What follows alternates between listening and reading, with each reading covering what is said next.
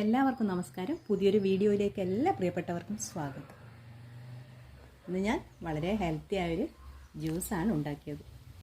ദാഹം അകറ്റാനും ക്ഷീണം തീരാനും നമുക്ക് ഈ ഒരു ജ്യൂസ് കഴിച്ചാൽ മതി.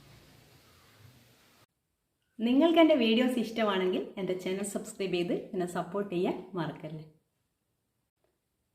ഇതിനു വേണ്ടി ഞാനിവിടെ ഒരു കക്കിരിക്ക എടുത്ത് വെച്ചിട്ടുണ്ട്. കക്കിരിക്ക നമ്മളെ ഹെൽത്തിന് ഏറ്റവും നല്ലതാണ്. ഇതിൽ വിറ്റമിൻ സി, വിറ്റമിൻ കെ ഒക്കെ അടങ്ങിയിട്ടുണ്ട്. അതുപോലെ കാൽസ്യം, കുട്ടികൾക്കൊക്കെ നല്ലതാണിത് കഴിക്കുന്നത്. ഷുഗർ ഉള്ളവർക്കും ഈ കക്കിരിക്ക കഴിക്കുന്നത് ഹെൽത്തിന് നല്ലതാണ്. അതുപോലെ തന്നെ നമ്മുടെ കണ്ണിന് ഏറ്റവും നല്ലതാണ് ഈ കക്കിരിക്ക. കണ്ണിൻ്റെ കാഴ്ചക്കും ഒക്കെ നല്ലതാണ്.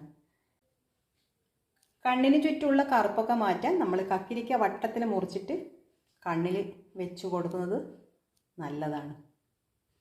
ഇതിൽ ധാരാളം വെള്ളത്തിൻ്റെ അംശം അടങ്ങിയതുകൊണ്ട് തന്നെ നമുക്ക് ഡീഹൈഡ്രേഷൻ ഒന്നും ഉണ്ടാവില്ല. കക്കിരിക്ക നമ്മുടെ ഹെൽത്തിന് ഏറ്റവും നല്ല ഒരു വെജിറ്റബിളാണ്. കക്കിരിക്കയുടെ നീര് നമ്മുടെ മുഖത്ത് പുരട്ടുന്നതും നമ്മുടെ മുഖത്തിന് ഭംഗി വർദ്ധിപ്പിക്കാൻ നല്ലതാണ്. ഇനി നമുക്കിതിൻ്റെ തൊലിയൊക്കെ ഒന്ന് ചെത്തി ചെറിയ കഷ്ണങ്ങളാക്കി എടുക്കണം. ഞാൻ ഇതിൻ്റെ ഒരു പകുതി മാത്രമേ ഇന്ന് എടുക്കുന്നുള്ളൂ. കക്കിരിക്ക ഞാൻ ചെറിയ കഷ്ണങ്ങളാക്കി മുറിച്ചെടുത്തിട്ടുണ്ട്.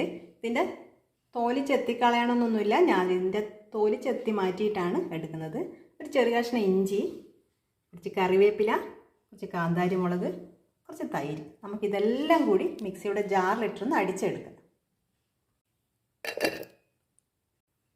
മല്ലിയില വേണമെങ്കിൽ അതും ഇട്ട് കൊടുക്കുക. ഇനി നമുക്ക് എടുത്തു വെച്ച തൈരും കൂടി ഒഴിച്ചിട്ട് നല്ലതുപോലെ ഒന്ന് അടിച്ചെടുക്കുക. ഇതിലേക്ക് ആവശ്യത്തിന് വേണ്ട ഉപ്പും കൂടി ചേർത്ത് കൊടുക്കുക. അടിച്ചെടുത്തിട്ടുണ്ട്. ഇനി നമുക്ക് ഇതിലേക്ക് ആവശ്യത്തിന് വേണ്ട തണുത്ത വെള്ളം കൂടി ഒഴിച്ചു കൊടുക്കുക.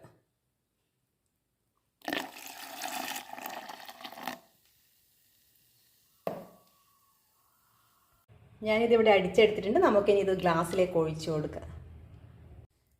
നിങ്ങൾക്ക് എൻ്റെ വീഡിയോസ് ഇഷ്ടമാണെങ്കിൽ എൻ്റെ ചാനൽ സബ്സ്ക്രൈബ് ചെയ്ത് എന്നെ സപ്പോർട്ട് ചെയ്യാൻ മറക്കല്ലേ. കുട്ടികൾക്കും മുതിർന്നവർക്കും എല്ലാം കഴിക്കാൻ പറ്റിയ വളരെ ഹെൽത്തി ആയ ഒരു ജ്യൂസാണിത്. ഒരിക്കലെങ്കിലും വീട്ടിലുണ്ടാക്കി നോക്കണം. അടുത്തൊരു വിഭവമായി കാണുമ്പോൾ എല്ലാവർക്കും നന്ദി. താങ്ക്